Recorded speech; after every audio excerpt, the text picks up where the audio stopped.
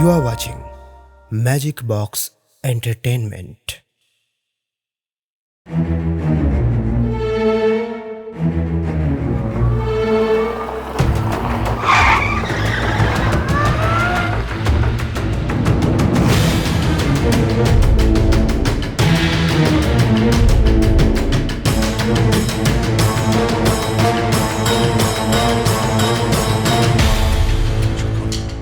স্বপন, আজ আমাদের চোখের সামনে যেটা ঘটলো একবারের জন্য ভুলতে পারছি না ভাই। হ্যাঁ রে সুশান্ত, এই নির্মম হত্যা চোখে দেখা যায় না, কিছু একটা করতেই হবে। আচ্ছা আচ্ছা, তোর কাকা তো সরকারি আমলা, তাকে কিছু বল না করতে। হ্যাঁ, আমি আমি আমি সেটাই করব। ওই মুহূর্তে আমার আমার মনে স্বপন, হচ্ছিল গাড়িটা দেখে যাই। আর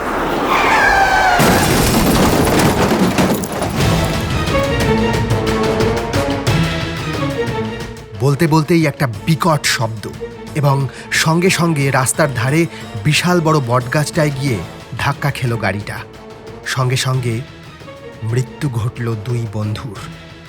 হ্যাঁ, ঝাড়গ্রাম থেকে 14 কিলোমিটার দূরে অবস্থিত ছিলকিগড় রাজবাড়ির কাছে আবারও ঘটল এক অপ্রত্যাশিত ঘটনা।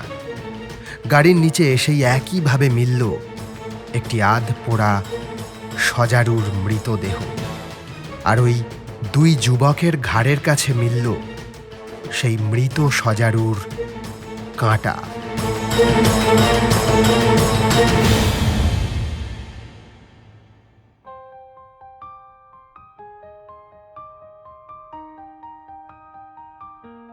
রহস্য, রোমাঞ্চ, কিছু ভয় আর অনাবিল আনন্দের এই গল্পের আসরে আপনাকে স্বাগত জানাই। আজ আপনারা শুনবেন রনিত ভৌমিক রচিত গল্প অভিশপ্ত জঙ্গল মহলে। রনিত ভৌমিক বর্তমানে পেশায় একজন ইলেকট্রনিক্স ইঞ্জিনিয়ার হলেও লেখালেখি তার নেশা। ভারত এবং বাংলাদেশের একাধিক পত্রপত্রিকা ও ম্যাগাজিনে লেখালেখির পাশাপাশি ছোটদের জন্য তার লেখা বই ইতিমধ্যেই 2 বাংলা থেকে প্রকাশিত হয়েছে। এছাড়াও বড়দের জন্য তার লেখা বিভিন্ন উপন্যাস পাঠক মহলে বেশ সমাদৃত ও প্রশংসিত।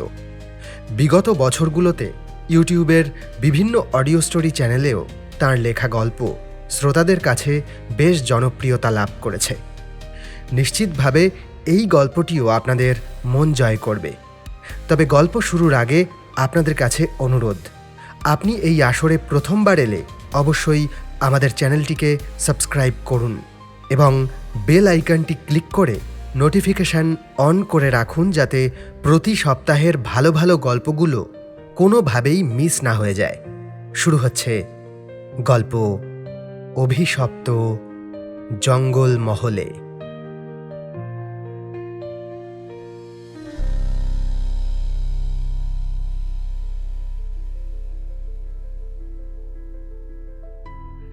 সিটি অব জয় নামে পরিচিত শহর কলকাতাকে বাকি আর 5টা সামান্য শহরের মতো মনে হলেও আদপে এই শহরটি সম্পূর্ণ ভারতবর্ষের এক ক্ষুদ্র সংস্করণ। জীবনের শত দুঃখ, দারিদ্র্য, অভাব কিংবা চূড়ান্ত ব্যস্ততার মধ্যেও আমাদের কলকাতা শহর হাসতে জানে, ভালোবাসতে জানে, জানে অতি সহজে সরল মনে সকলকে আপন করে নিতে। এখানে মানুষের ধর্ম, বর্ণ, জাতিগত ভেদাভেদের ঊর্ধ্বে উঠে জীবন সংগ্রামে একে অপরের পাশে দাঁড়িয়ে পথ চলে। দুর্গাপুজোর ভিড় থেকে ক্রিসমাসের যানজট, সব মিলেমিশে 5 মিশালি শহর আমাদের এই কলকাতা। আর এই কলকাতার বৈচিত্র্যময় ক্যানভাসে রয়েছে এমনই 2 চরিত্র, যারা একে অন্যের চেয়ে আলাদা হলেও ভাগ্য যেন দুজনকে এক সুতোয় বেঁধে রেখেছে। হ্যাঁ, এখানে যাদের বিষয়ে কথা বলা হচ্ছে তারা হলেন কলকাতার নামী একমুঠো খবরে সংবাদ পত্রিকার 2 সাংবাদিক, পালক ওরফে ক্রাইম বিভাগের হেড পালক সেন এবং বিনোদন বিভাগে সদ্য জয়েন করা মেঘ ওরফে মেঘমল্লার চৌধুরী। স্যার আসবো? ও ইয়েস, আসো পালক।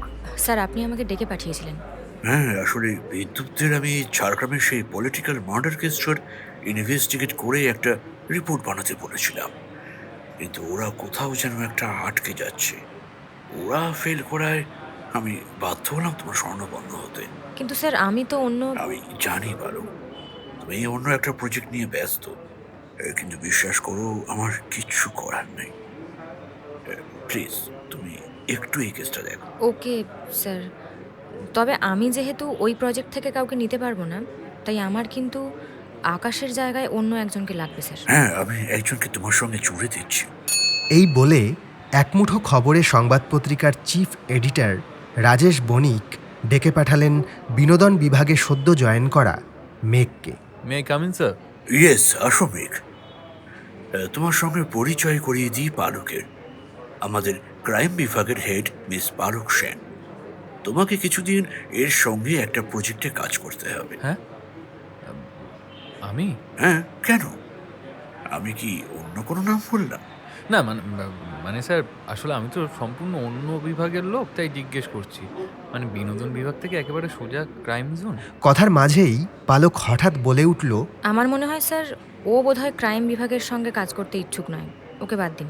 না না ম্যাডাম, আমি সেটা বলতে চাইনি, আমি রাজি। ওকে মেঘ, তুমি এখন আসতে পারো।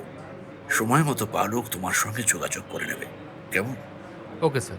এই বলে মেঘ ওখান থেকে বেরিয়ে গেলেও ওর মনে একটা বিষয় তখনও রয়ে গেছিল। কে জানে বাবা কোন কেসে আমাকে জড়িয়ে দিল, কিসের প্রজেক্ট সেটাও তো জানা হলো না ছাতার। জঙ্গলমহল বলতেই চোখের সামনে ভেসে আসে শাল, শিমুল, পিয়াল, জারুল, মহুয়ায় সাজানো প্রকৃতির সাজঘর ঝাড়গ্রাম। রুখু মাটি, শাল পিয়ালের গা বাঁচিয়ে চলা লাল পাথুরে পথঘাট, গ্রীষ্মের মহুয়ার মৌতাতে মাতাল করা সুবাস, লাল পলাশের চোখ ধাঁধানো সৌন্দর্য, বর্ষার লাল মাটির সোঁদা গন্ধ আর শীতের মিষ্টি খেজুর রস সবই পাবেন এই ঝাড়গ্রামে।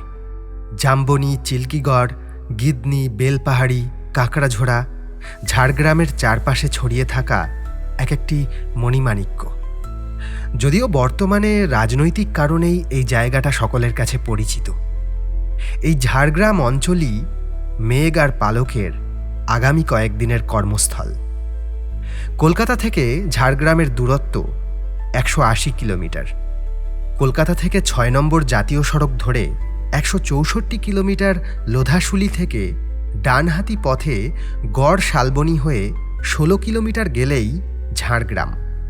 সময় লাগে 3.5 ঘন্টা। মেঘ আর পালকের গাড়ি সবুজে ঘেরা পথ ধরে ছুটে চলেছে। কোথাও নদী, কোথাও ছোট ছোট টিলা, কোথাও আবার পাহাড়, কোথাও লেক, কোথাও আবার পাখিরালয়। যেতে যেতে পালকের দিকে চেয়ে মেঘ বলল, আচ্ছা ম্যাডাম, পলিটিক্যাল মার্ডার, তাও আবার জঙ্গলমহলে, মানে এটা ঠিক কেমন একটা লাগছে না? এটা ওই ভোটের মুখে কোনো গিমিক স্ট্যান্ট নয় তো? দেখো, বিষয়টা কি এখনই বোঝা যাবে? এর জন্য তো আগে ওখানে পৌঁছতে হবে। আর তাছাড়া আমরা যাচ্ছি রিপোর্ট তৈরি করতে। খুনের তদন্ত করার দায়িত্ব পুলিশ কিংবা সরকারি গোয়েন্দাদের হাতে, তাই না? জানেন তো ম্যাডাম, ছোটবেলায় সত্যজিৎ রায়ের ফেলুদার সিনেমা দেখে নিজেকে বেশ গোয়েন্দা রূপে দেখতে চেয়েছিলাম। আমার খুব ইচ্ছা ছিল যদি আমিও একটা গোয়েন্দা হতে পারতাম। আচ্ছা মেঘ, ফেলুদাকে নিয়ে সন্দীপ রায়ের সিনেমা টিন টয়লেটোর যিশু দেখেছো নিশ্চয়ই? তা মনে পড়ে সেই সুবিশাল প্রাসাদের দোতলার ঘরগুলো, কিংবা ওই যে 3 তলার সিঁড়ি হয়ে চিলেকোঠার রঙিন সারসি লাগানো ঘরটার কথা? হ্যাঁ হ্যাঁ, মনে পড়বে না? আমি কতবার দেখেছি বলুন তো। কিন্তু এই কথাটা কেন বললেন ম্যাডাম আপনি? সেই সুবিশাল প্রাসাদ হলো ঝাড়গ্রাম রাজবাড়ি। ও মাই গুডনেস, এটা আমি জানতাম না ম্যাডাম। কথা বলতে বলতে ওরা অনেকটাই পথ অতিক্রম করে চলে এসেছে। একদিকে মেঘের কৌতূহলপূর্বক প্রশ্নের কোনো শেষ নেই, অন্যদিকে আবার গাড়ির চালক বিল্লু যতটা না গাড়ি এগোচ্ছে তার চেয়ে বেশি ব্রেক কষতে সে ব্যস্ত, এবং যেটার আশঙ্কা করা হচ্ছিল সেটাই ঘটল। অচেনা অজানা একটা রাস্তার মোড়ে গাড়িটা বিগড়াল। এমন দুর্গম জায়গায় গাড়ি সারানোর জায়গা পাওয়া খুবই মুশকিল। এদিকে পথ এখনও অনেকটাই বাকি।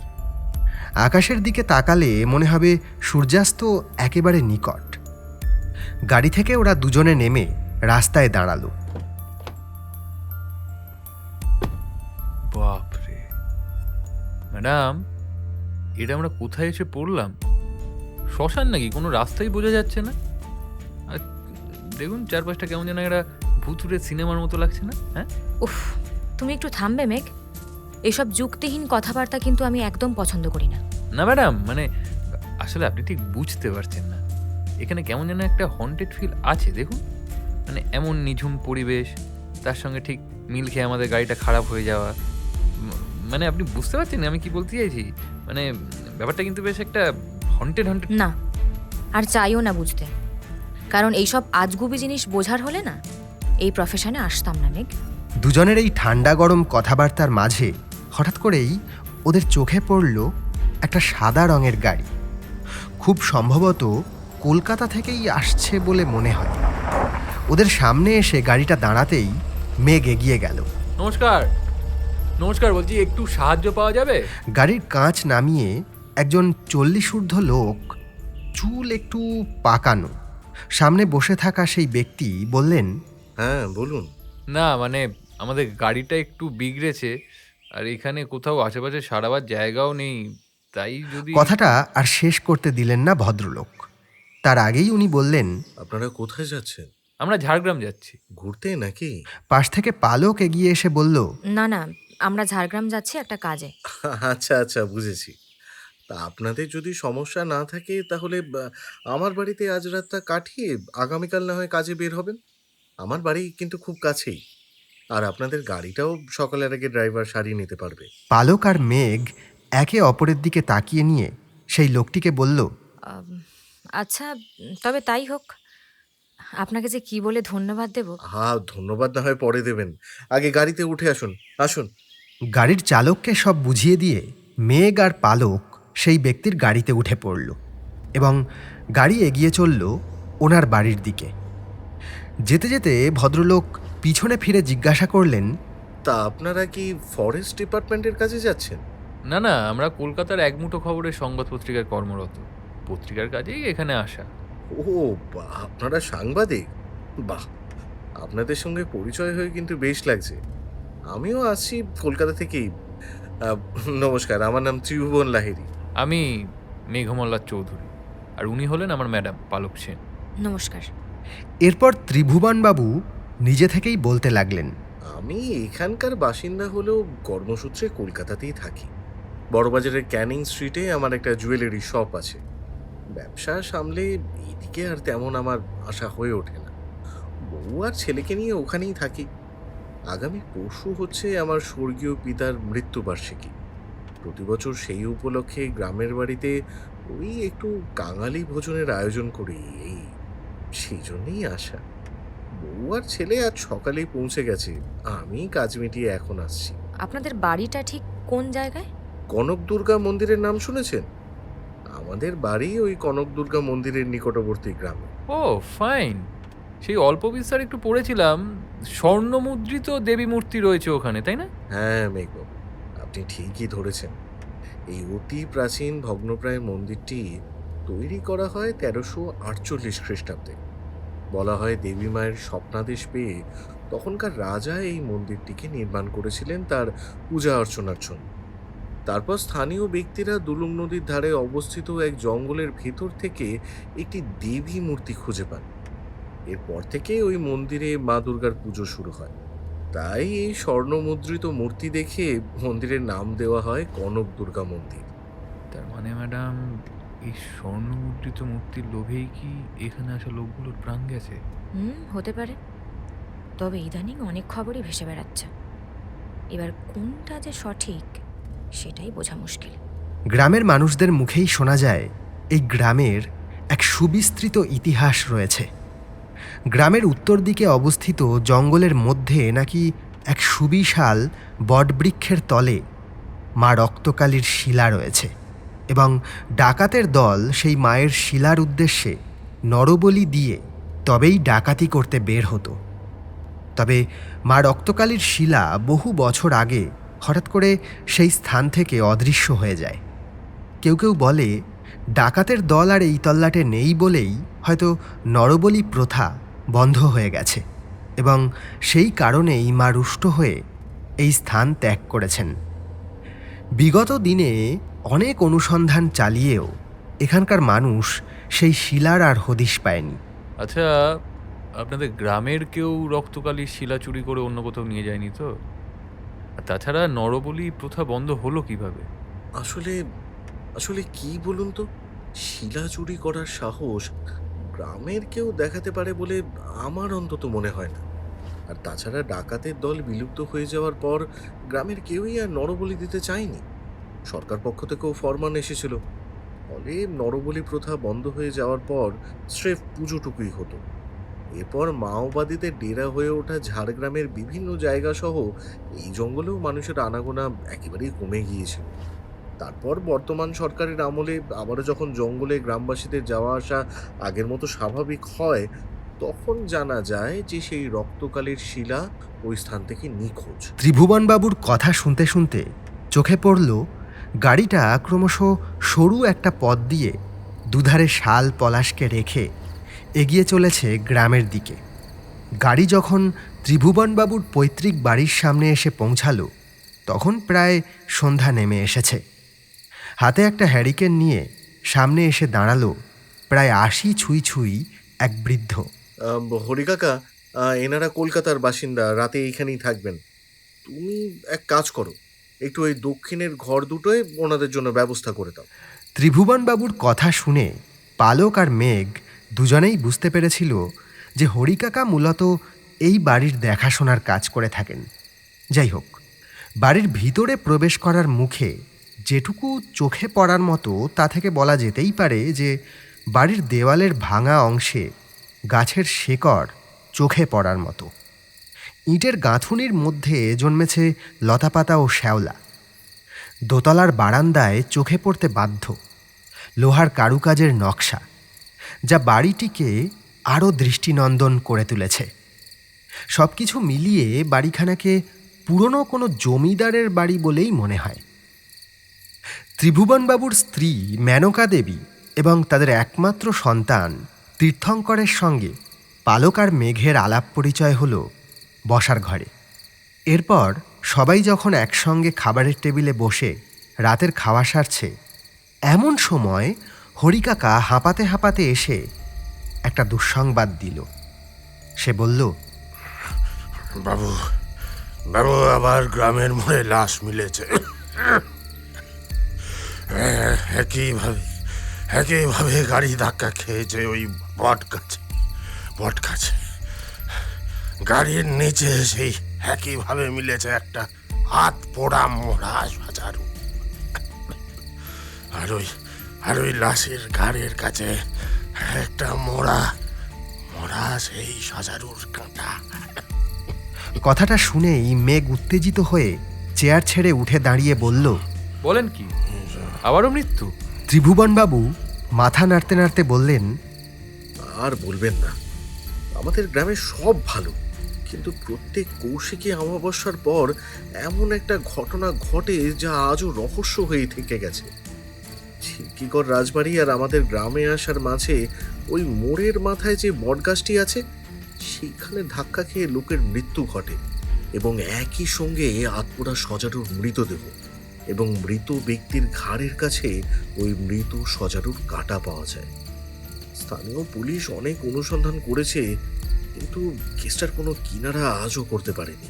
আচ্ছা, এটা কি কোনো কাকতালীয় ব্যাপার, নাকি এর পিছনে রয়েছে অন্য কোনো রহস্য? পালকের এই কথাটা শুনে হরিকাকার হাবভাব কেমন বদলে গেল। হ্যাঁ, ওনাকে কেমন যেন অদ্ভুত সন্দেহজনক লাগছিল। নিজের মনে কি যেন বিড়বিড় করতে করতে সে চলে গেল। এদিকে সেই কথার উত্তরে মেনকা দেবী বললেন, এই গ্রাম তো আগে তান্ত্রিকদেরও আখড়া ছিল। সবটাই ওই জঙ্গলের দেবী রক্তকালী শিলাকে কেন্দ্র করে। বিয়ের পর শুনেছি তো, তান্ত্রিকদের কথা অনুযায়ী নাকি ডাকাতেরা ওখানে নরবলিও দিত। তারপর ডাকাতেরা সবাই এই তল্লাট ছেড়ে চলে গেল, কিন্তু তান্ত্রিকরা কিন্তু তাদের নরবলির প্রথা চালু রেখেছিল। পরে যখন সরকার থেকে এটাকে নিষিদ্ধ ঘোষণা করে দেওয়া হলো, তখন থেকেই তো গ্রামের ওপর তান্ত্রিকদের অভিশাপ নেমে আসে। এরপর থেকে প্রত্যেক কৌশিকী অমাবস্যার আগেই বা পরে এমন মৃত্যুর ঘটনা তো ঘটেই চলেছে। আসলে কি বলুন তো পালক দেবী, এই গ্রামের মাটি নাকি তন্ত্রক্রিয়ার জন্য খুবই শুদ্ধ, এমনটাই তান্ত্রিকদের ধারণা ছিল, তাই তারা এইখানেই বসবাস করত। কিন্তু নরবলি বন্ধ হতেই তারা গেল ক্ষেপে। গ্রামের মোড়লকে বলেও তারা তেমন সুবিধা করতে পারেনি। ফলে এই গ্রাম তারা ত্যাগ করে এবং যাওয়ার আগে অভিশাপ দিয়েছে। অনেকে তো বলে সেই শিলা নাকি তারাই সরিয়ে নিয়ে গেছে। কথাটা শুনে পালক আর মেঘ ওই মুহূর্তে কিছু না বললেও ওরা কিন্তু বিষয়টা নিয়ে নিজেদের মধ্যে ভাবতে শুরু করেছে। সন্দেহ কিংবা বলা যেতে পারে একটা রহস্য যেন ক্রমশ ডানা মেলছে ওদের মনে।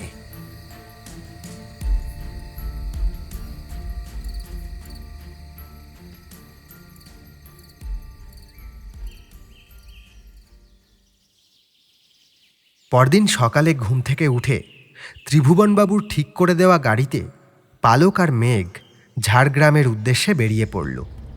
অবশ্য কাজ মিটিয়ে আবারও তারা ত্রিভুবনবাবুর বাড়িতেই ফিরে আসবে, কারণ আগামীকাল ত্রিভুবনবাবুর স্বর্গীয় পিতার মৃত্যুবার্ষিকী এবং সেই উপলক্ষে রয়েছে ভোজনের আয়োজন। গাড়িতে যেতে যেতে মেঘ প্রশ্ন করল, আমার কিন্তু ম্যাডাম ওই বুড়োটাকে যথেষ্ট সন্দেহজনক লেগেছে। কি যেন বিড়বিড় করতে করতে গতকাল রাতে চলে গেল, আর আজ দেখলেন আমাদের দিকে কেমনভাবে যেন একটা তাকিয়েছিল। বিষয়টা আমিও লক্ষ্য করেছি মেঘ, কিন্তু একটা কথা আমি কিছুতেই বুঝতে পারছি না। এই যে তান্ত্রিকদের অভিশাপ, রক্তকালীর শিলা উধাও হয়ে যাওয়া, এগুলোর সঙ্গে প্রতি কৌশিকী অমাবস্যার পর গ্রামের মোড়ে পড়ে থাকা ওই একের পর এক লাশ এবং তাদের ঘাড়ের কাছে মৃত সজারুর কাঁটা, এই সব কিছুর আদৌ কি কোনো যোগসূত্র আছে নাকি স্রেফ কাকতালীয় ঘটনা মাত্র? কি বলছেন বলুন তো ম্যাডাম, মানে কোনোভাবে কি আপনি ত্রিভুবন বাবু বা তার পরিবারের কাউকে সন্দেহ করছেন? না, তেমন কথা আমি এখনই বলতে চাই না।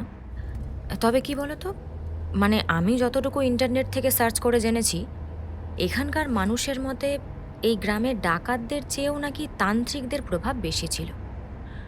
আর একটা কথা জেনে রাখো, তন্ত্রক্রিয়ার জন্য এক বিশেষ দ্রব্য হচ্ছে এই সজারুর কাঁটা। আমি যদিও বা এইসব তন্ত্রমন্ত্রতে তেমন কোনোদিনই বিশ্বাসী নই, কিন্তু এটা ভুললে চলবে না যে আমাদের দেশে, মানে বিশেষ করে এই সমস্ত গ্রাম অঞ্চলগুলোতে মানুষ এখনও কুসংস্কারের হাত থেকে বের হতে পারেনি। ফলে এই সমস্ত তান্ত্রিক বা ভণ্ড সাধুদের এক অংশ ক্রমাগত তাদের সুযোগ নিয়ে আসছে। ম্যাডাম, আমার কিন্তু মনে হচ্ছে আমরা এক কেস নিয়ে এসে আর এক কেসের মধ্যে ক্রমশ ঢুকে পড়ছি। ভুল কিছু বলনি, আমারও তেমনটাই মনে হচ্ছে। আর এমনটা ঘটতে থাকলে আখেরে তোমারই লাভ আছে মেঘ। কেন বলুন তো ম্যাডাম? নিজেকে তো তুমি গোয়েন্দা হিসেবে দেখতে চেয়েছিলে, তাই বললাম তোমার ওই শখ এবার পূরণ হলেও হতে পারে।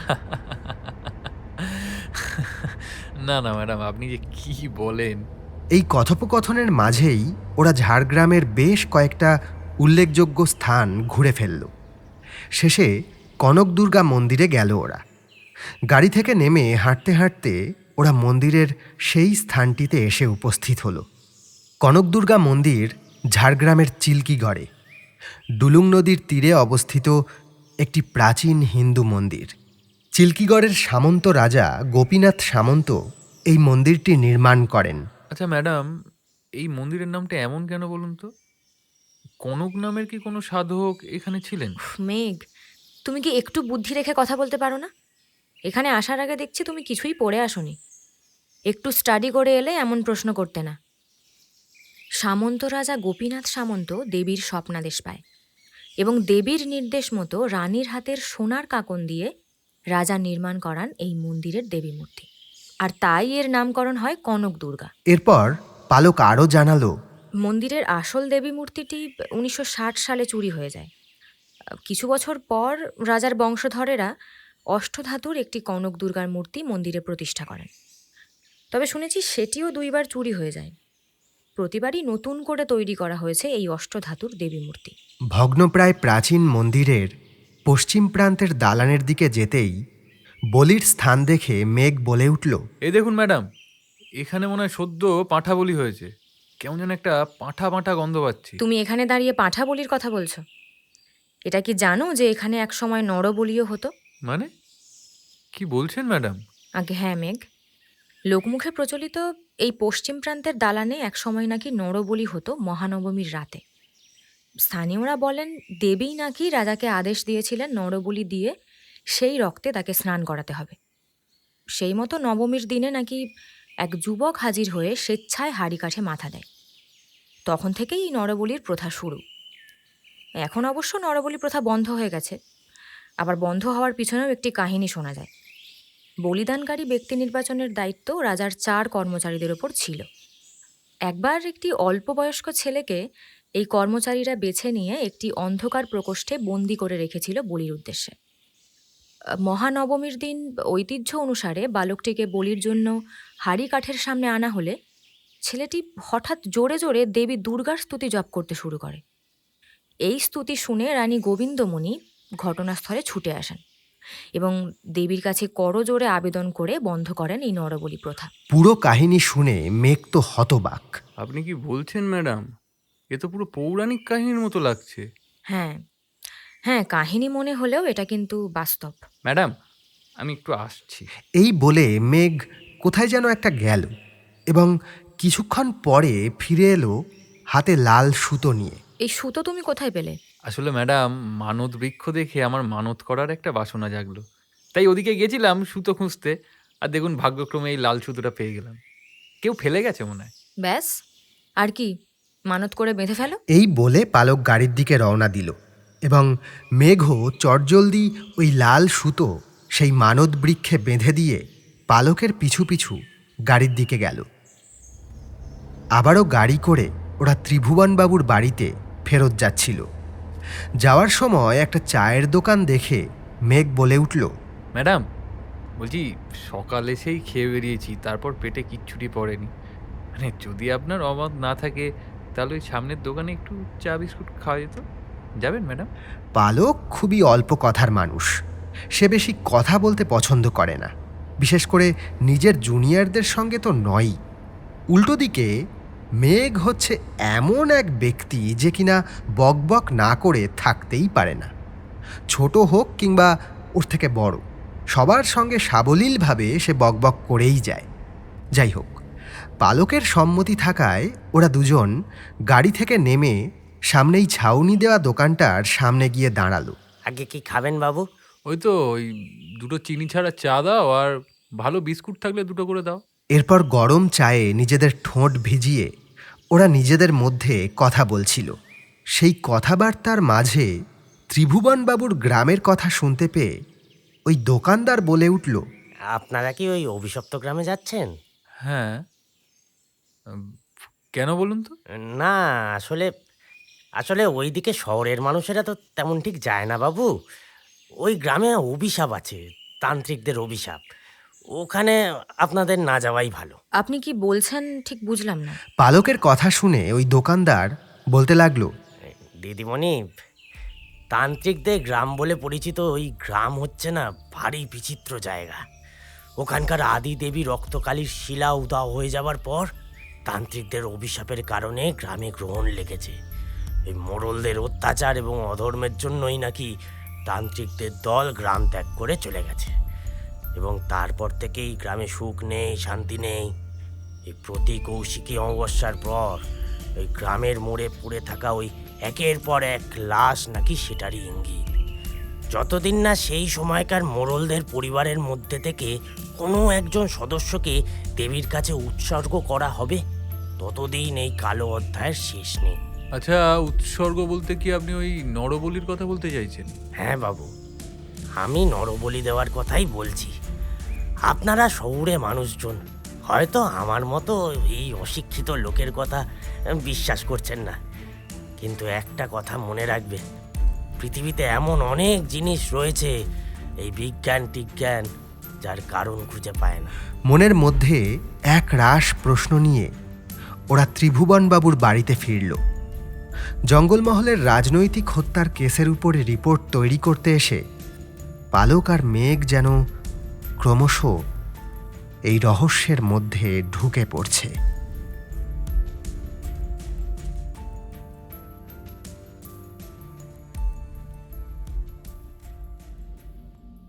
আসুন, সব ঠিকঠাক মিটেছে তো আপনাদের? ত্রিভুবনবাবুর কথার উত্তরে পালক বলল, হ্যাঁ, তবে আরও কয়েকটা বিষয় জানার রয়েছে, যেটা ওই এলাকার পঞ্চায়েত অফিস ঘুরে জোগাড় করতে হবে। কথার মাঝে হঠাৎ বাড়ির বাইরে হট্টগোলের আওয়াজ কানে আসতেই সবাই বাইরে বেরিয়ে এলো এবং সেখানে গ্রামবাসীদের জমায়েত দেখে প্রত্যেকে অবাক হলো, বিশেষ করে মেঘ আর পালক।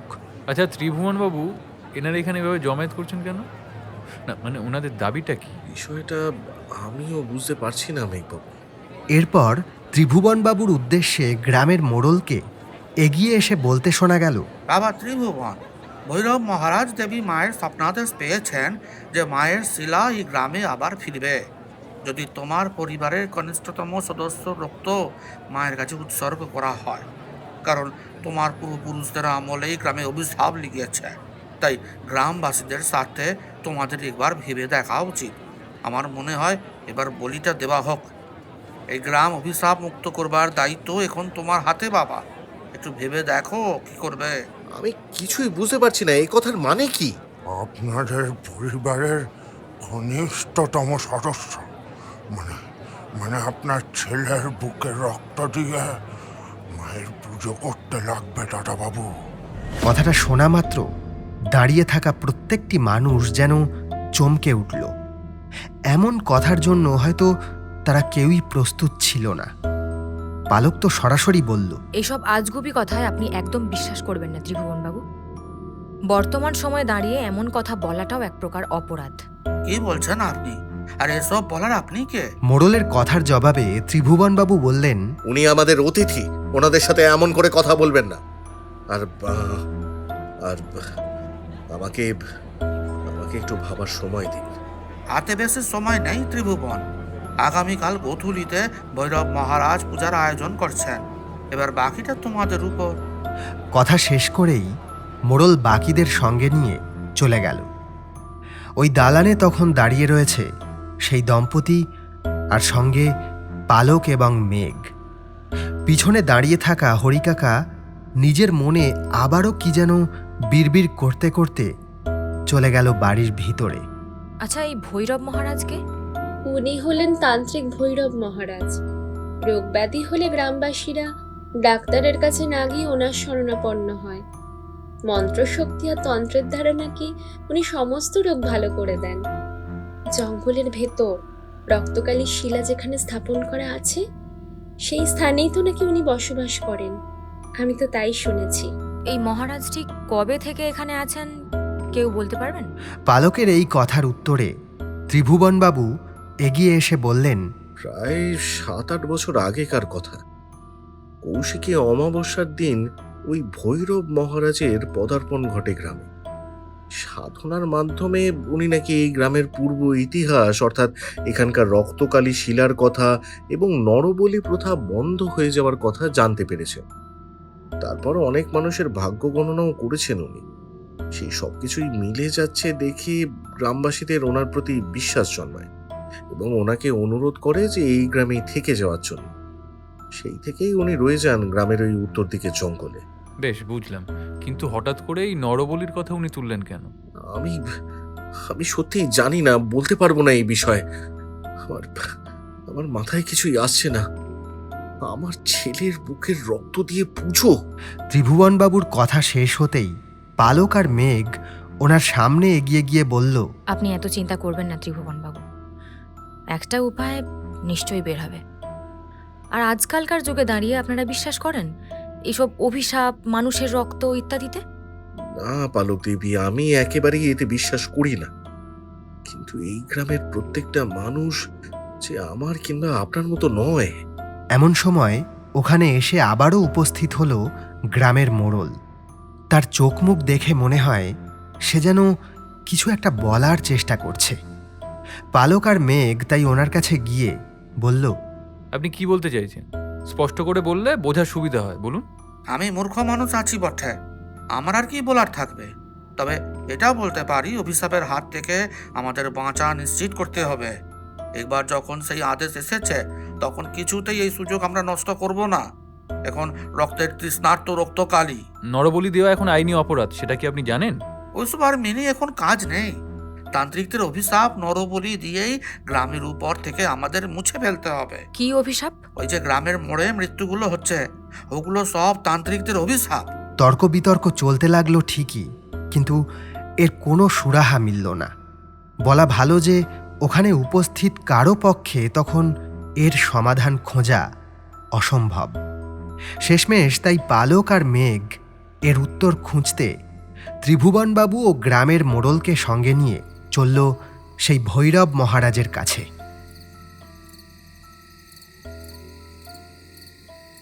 জঙ্গলের ভিতরে গাছের ডাল পাতা দিয়ে তৈরি একটি কুটিরে ঢুকে কাউকে কোথাও দেখতে পেল না তারা। ওই ঘরের মাঝে স্রেফ খড় বিছানো রয়েছে, আর তার উপরে একটা লাল কাপড় পাতা, আর কাছে কয়েকটা পুটুলি। সেই সাধক মনে হচ্ছে সন্ধ্যার সাধনা করতে জঙ্গলের আরও গভীরে গেছেন। হ্যাঁ, সেটাই হবে হয়তো। আমার মনে হয় এখানে আসা বেকার হলো ম্যাডাম। এই কেসে সুরাহা হওয়া খুব মুশকিল। এত সহজে হাল ছেড়ে দিচ্ছ যে মেঘ? তোমার মধ্যে দেখছি আত্মবিশ্বাস বলে ব্যাপারটাই নেই। না ম্যাডাম, সেটা নয়। এই কেসে সুরাহা নেই, অন্তত আমি তো দেখতে পাচ্ছি না। কে বলেছে নেই? আমার দৃষ্টিতে এর সুরাহা নিশ্চয়ই আছে। কুটিরের দরজা দিয়ে লাল ধুতি ও গায়ে চাদর জড়ানো এক জটাধারী সাধুকে ঢুকতে দেখে সবাই বুঝল এই লোকটি হল সেই ভৈরব মহারাজ। বাবা, আপনি এসেছেন? হ্যাঁ জগন্নাথ, তোমরা এসেছো টের পেয়ে আমি সাধনাস্থল থেকে উঠে এখানে আসতে বাধ্য হলাম, কিন্তু এনাদের ঠিক চিনতে পারছি না। বাবা, ও হলো ত্রিভুবন, ওর ছেলের কথাই আপনি বলেছেন। আর ওরা হলো? আমি পালক সেন, আর ও আমার সহযোগী মেঘমল্লার চৌধুরী। আমরা কলকাতার সাংবাদিক। সাংবাদিক? কিন্তু এখানে কেন? আসলে বাবা, আমার সঙ্গে এনাদের রাস্তায় আলাপ, তারপর আমি ওনাদের আমার বাড়ি নিয়ে আসি। ও আচ্ছা, বুঝলাম। তা বাবা, তুমি কি ঠিক করলে? পুজো কি আগামীকাল হবে? না মানে বাবা, বুঝেছি, ছেলের রক্ত দিয়ে পুজো, সেই নিয়ে ভাবছো তাই তো? দেখো বাবা, এই গ্রামকে বাঁচাতে হলে নিজের সবচেয়ে প্রিয় মানুষটাকেই তোমাকে বলিদান দিতে হবে। সর্বদা মনে রাখবে, বৃহৎ স্বার্থের জন্য নিজের স্বার্থ ত্যাগ করাটাই হলো প্রকৃত মানুষের কর্তব্য। তাই একজন পিতা হয়ে নয়, বরং একজন প্রকৃত মানুষের মতো ভেবে দেখো। আর যে কোনো রাস্তা খোলা নেই, তবে আমি বলছি শোনো, তোমার ছেলের এই বলিদান বৃথা যাবে না। ওর বুকের রক্তে এ গ্রামের অভিশাপ সম্পূর্ণ মুছে যাবে। বাপ রে বাপ, এ তো দেখছি একেবারে সিনেমার মতো প্লট ম্যাডাম।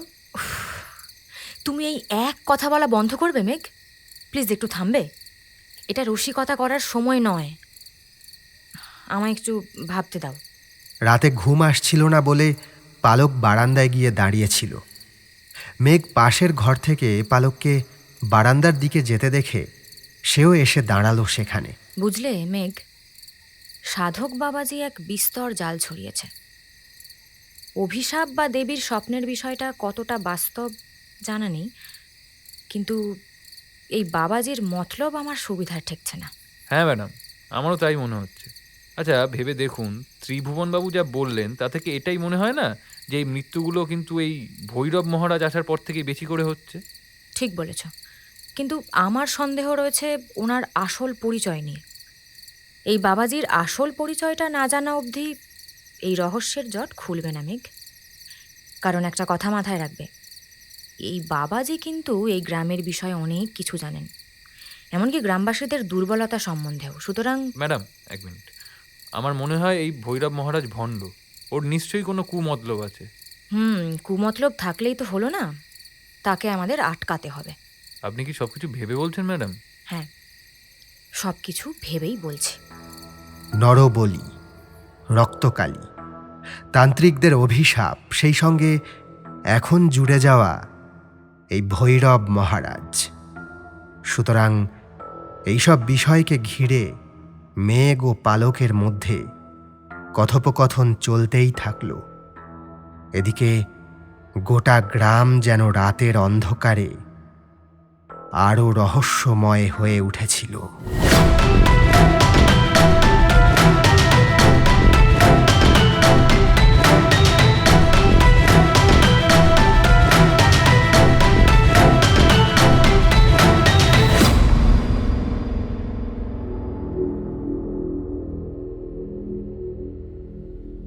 পরদিন সকালে জলখাবার টেবিলে দেওয়া হলেও তাতে যে কারও মন নেই সেটা বলা বাহুল্য। এদিকে সারা রাত না ঘুমিয়ে পালক মগ্ন ছিল এই সমস্যার সমাধান সূত্র খুঁজতে।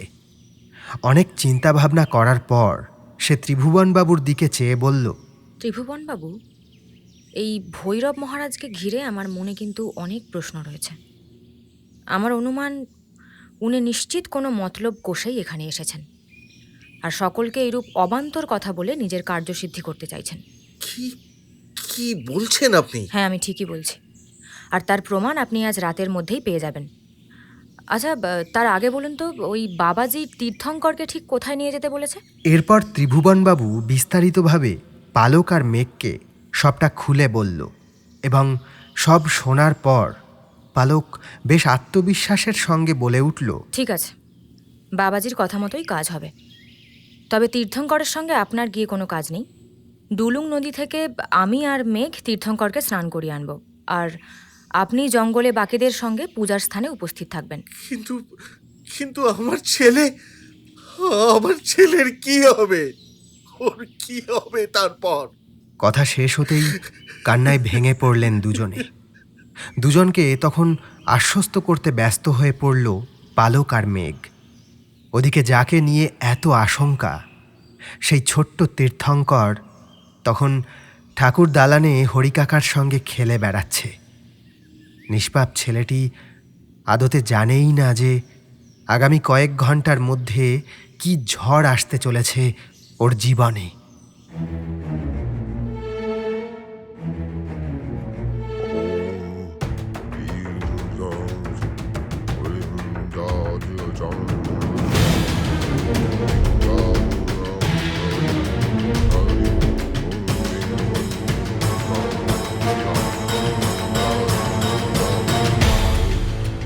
গোধূলি লগ্নে তিথি মেনেই জঙ্গলের সেই স্থানে পুজো আরম্ভ হল। ভৈরব মহারাজ একদিকে বসে মন্ত্র আওড়াচ্ছে, অপরদিকে পুজোয় বসে ছেলের চিন্তায় চোখের জল ঝরাচ্ছে ত্রিভুবনবাবু। তার স্ত্রী মেনকা দেবী তখন নিজের ঘরের দরজা আটকে বসে রয়েছেন। গ্রামবাসীরা প্রায় অনেকেই তখন জঙ্গলে এসে উপস্থিত হয়েছে। শঙ্খধ্বনি, ঘণ্টা ও উলুধ্বনিতে তখন সেই স্থান মেতে উঠেছে।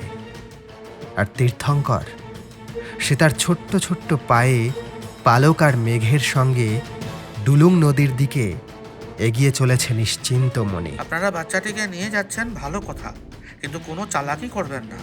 পুজোয় কোনো ত্রুটি হলে এর ফল কিন্তু ভয়ানক হবে। গ্রামের মোড়লের এই কথার উত্তরে পালক বলল, আপনি নিশ্চিন্তে থাকুন, এমন কোনো কাজ আমরা করব না যা দেবীকে রুষ্ট করবে। ভৈরব মহারাজ পুজোয় মগ্ন থাকলেও আর চোখে এমনভাবে তাকালেন যা দেখে মনে হবে যে সব কথাই ওনার কানে পৌঁছেছে। এদিকে তীর্থঙ্করকে নিয়ে পালক আর মেঘের প্রস্থানের পর হঠাৎ করেই ত্রিভুবনবাবু পুজো চলাকালীন চিৎকার করে উঠলেন, আমার ছেলেকে বাঁচান বাবা, বাঁচান! দরকার পড়লে আমার জীবন নিয়ে দিন, কিন্তু কিন্তু আমার ছেলেকে রক্ষা করুন, রক্ষা করুন বাবা, রক্ষা করুন ওকে। এসব কি বলছো ত্রিভুবন? তোমার জীবন নিয়ে আমার কি হবে? এটা যে আমার বলা কথা নয় গো, এ হচ্ছে স্বয়ং মায়ের স্বপ্নাদেশ। অভিশাপ থেকে রেহাই পেতে মায়ের চরণে তীর্থঙ্করের রক্ত দিতেই হবে। কান্নায় ভেঙে পড়া মেনকা দেবীও তখন বন্ধ ঘরে না থাকতে পেরে সেখানে এসে উপস্থিত হলেন। কিছুটা সময় পেরিয়ে যাওয়ার পর যখন বলি দেওয়ার জন্য ভৈরব মহারাজ প্রস্তুত হতে বললেন এবং তীর্থঙ্করকে নিয়ে আসার জন্য বললেন, ঠিক সেই সময় পালক আর মেঘ ফিরে এলো। সঙ্গে অবশ্যই ভেজা শরীরে নতুন ধুতি পরে সেখানে এসে উপস্থিত হলো সেই 5 বছরের তীর্থঙ্কর। দূর থেকে ছেলেকে ওই স্থানে অমন বেশে আসতে দেখে নিজেকে আর সামলাতে পারলেন না মেনকা দেবী। দৌড়ে এসে ছেলেকে জড়িয়ে ধরে বলতে লাগলেন, না না না না না না না, এটা হতে পারে না, এটা হতে পারে না, আমার ছেলেকে ছেড়ে দাও, আমার ছেলেকে ছেড়ে দাও, আমার কাছে ফিরিয়ে দাও, আমার কাছে ফিরিয়ে দাও আমার ছেলেকে, ওকে ছেড়ে দাও, ওকে ছেড়ে দাও।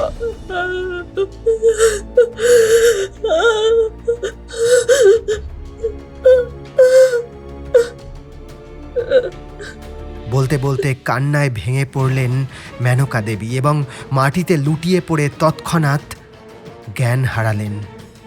সেই দৃশ্য দেখা মাত্র পুজোর স্থান ছেড়ে স্ত্রীর কাছে দৌড়ে এলেন ত্রিভুবনবাবু এবং উনিও কাঁদতে কাঁদতে পালক আর মেঘের উদ্দেশ্যে বলতে লাগলেন,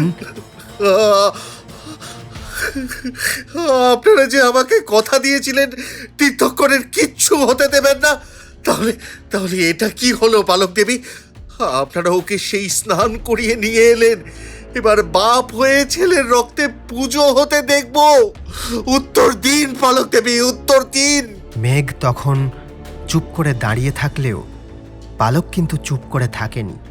সে বলল, আপনার ছেলের এখনো কিছু হয়নি ত্রিভুবনবাবু, আপনি শান্ত হন, স্নান করিয়ে আমরা ওকে সবে নিয়ে এলাম।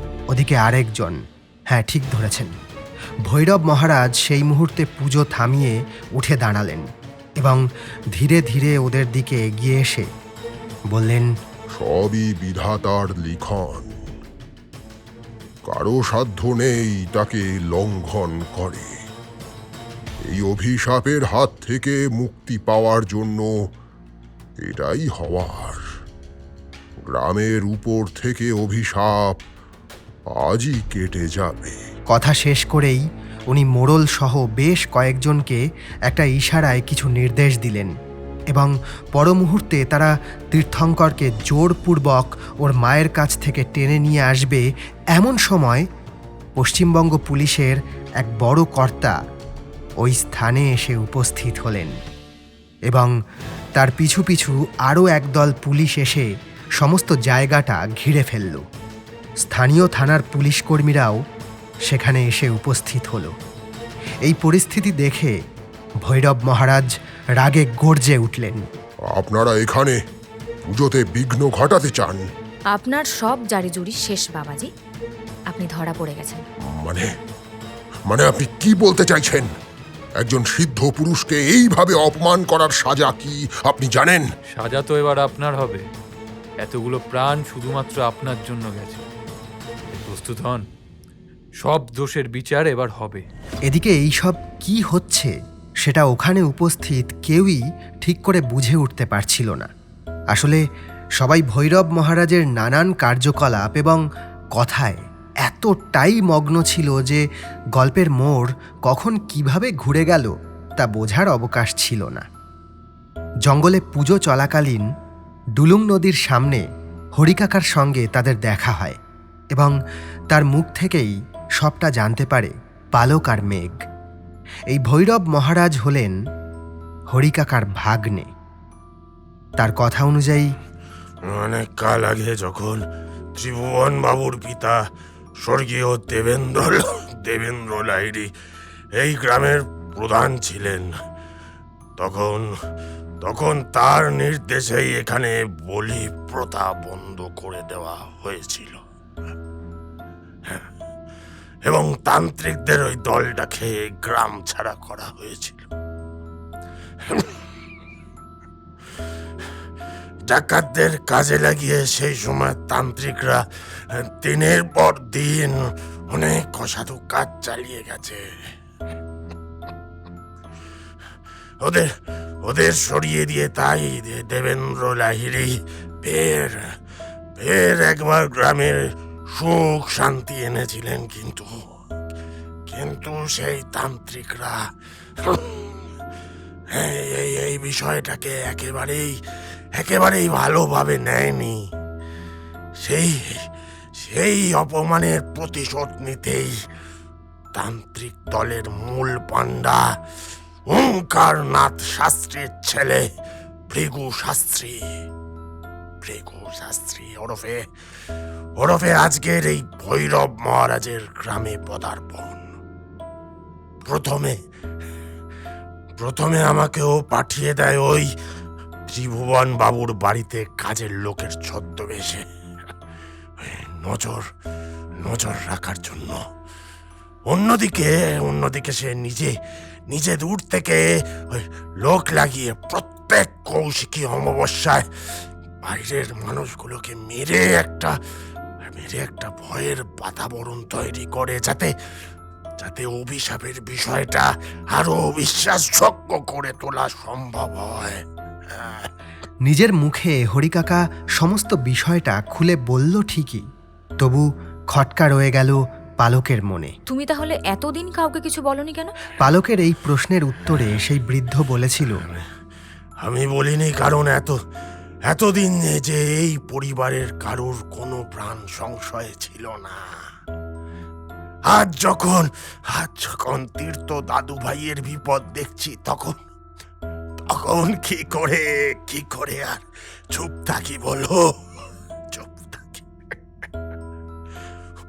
ওইটুকু প্রাণ আমায় দাদু বলে ডাকে। দাদু। এসব কথা যখন পালক ওখানে উপস্থিত সবাইকে উদ্দেশ্য করে বলল, তখন স্বাভাবিকভাবেই সবার মনে প্রশ্ন তৈরি হলো যে পুলিশকে খবরটা কে দিল, এবং এই অল্প সময়ের মধ্যে পুলিশই বা কিভাবে এখানে চলে এলো। এই প্রশ্নের উত্তরে পালক সবাইকে বলল, পুলিশকে খবরটা আমিই দিয়েছি, কারণ আমি জানতাম যে এই অভিশাপের বিষয়টা একেবারেই ভুয়ো। কোনো এক বিশেষ মতলবে এটি ইচ্ছাকৃতভাবেই রটানো হয়েছে। গতকাল রাতে আমার আর মেঘের মধ্যে এই ব্যাপারে আলোচনা হয়েছিল, কিন্তু কী সেই মতলব সেটা বুঝে উঠতে পারছিলাম না। তাই কিছুটা ঝুঁকি নিয়েই কলকাতায় রাজেশ স্যারকে কল করে আমি সমস্তটা জানাই, এবং তারপর ওনার পশ্চিমবঙ্গ পুলিশে কর্মরত এই ইন্সপেক্টর বন্ধু পুরোটা শুনে আমাদের সাহায্য করতে রাজি হয়ে যান। আর সেই সূত্র ধরেই আমাদের মাঝে ওনারা এসে উপস্থিত হয়েছেন। এতক্ষণ চুপ করে দাঁড়িয়ে থাকলেও আর নিজেকে ঠান্ডা রাখতে পারলেন না ভৈরব মহারাজ। ভুল অনর্থ হয়ে যাবে তোমরা যদি এই পাপী নারীর কথা শোনো।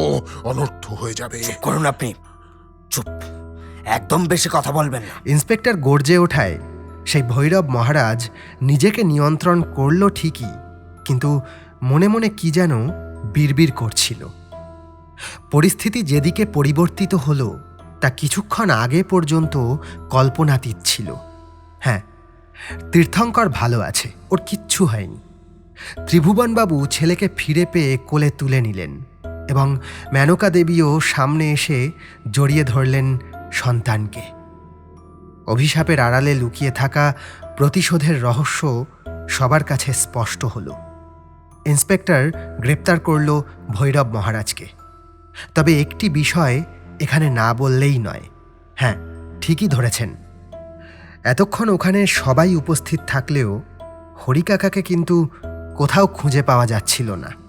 অনেক খোঁজাখুঁজির পর তার সন্ধান মিলল, তবে জীবিত রূপে নয়। তার মৃতদেহ পাওয়া গেল ডুলুং নদীর পাড়ে। হরিকাকা আত্মহত্যা করেছেন। ওই দৃশ্য দেখে সবাই একেবারে হতবাক। পালক ভৈরব মহারাজের সামনে এগিয়ে গিয়ে বলল, কি পেলেন আপনি এসব করে? শুধুমাত্র প্রতিহিংসার কারণে নিজের মামাকে চিরজীবনের জন্য হারালেন।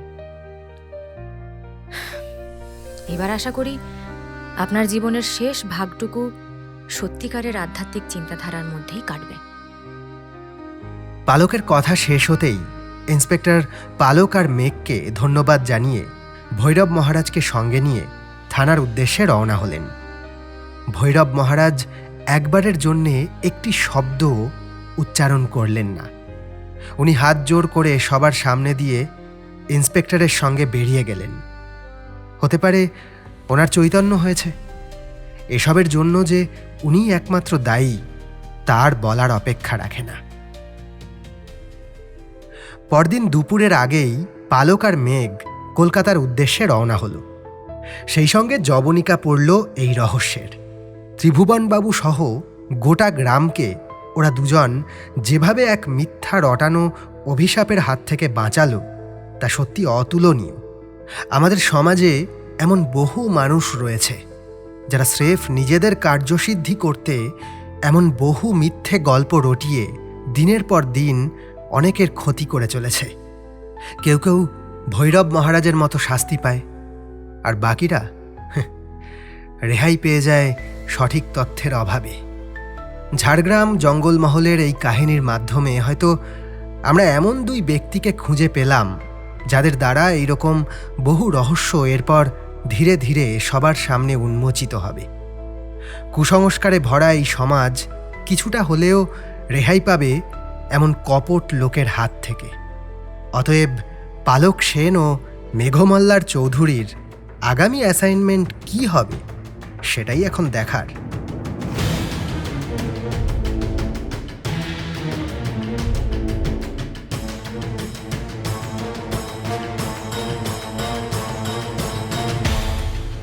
শুনছিলেন রনিত ভৌমিক রচিত গল্প অভিশপ্ত জঙ্গলমহলে।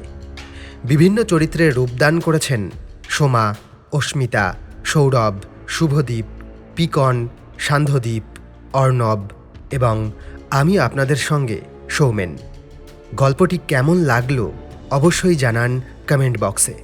ভালো লাগলে লাইক এবং শেয়ার করুন। প্রতি সপ্তাহে নতুন নতুন গল্প শুনতে সাবস্ক্রাইব করুন আমাদের চ্যানেল। নতুন গল্পের আপডেট সবার আগে পাওয়ার জন্য বেল আইকনটি ক্লিক করে নোটিফিকেশন অন করে রাখতে ভুলবেন না।